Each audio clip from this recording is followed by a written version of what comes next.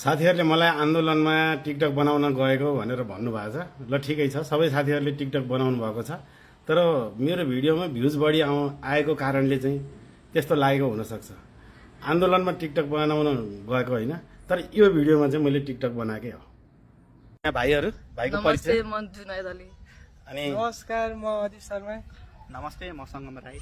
ल अब भाइहरूलाई मैले अब कहाँ पढ्ने भनेर सोध्दै हुनुहुन्थ्यो होइन। अनि त्यसपछि मैले सार्वजनिक विद्यालयको सुधार गर्नुपर्छ भनेर 1 महिना अगाडि महेन्द्र आदर्श मावि इमाडलको प्रिन्सिपल सरसँग मैले कुरा गरेर आइदिइसकेको छु।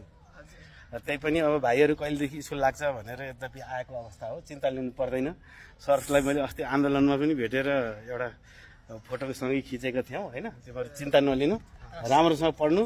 अब त्यहाँ केही समस्या पऱ्यो भने मलाई सोध्दा नि हुन्छ। त्यहाँको सर पनि एकदम साथी जस्तै हुनुहुन्छ, एकदम भविष्य उज्जवल गर्नु। फेरि हामीलाई चाहिँ नबिर्सिनु, बिर्सिँदैन। पक्कै बिर्सिँदैन। पक्कै सर, बिर्सिँदैन। ल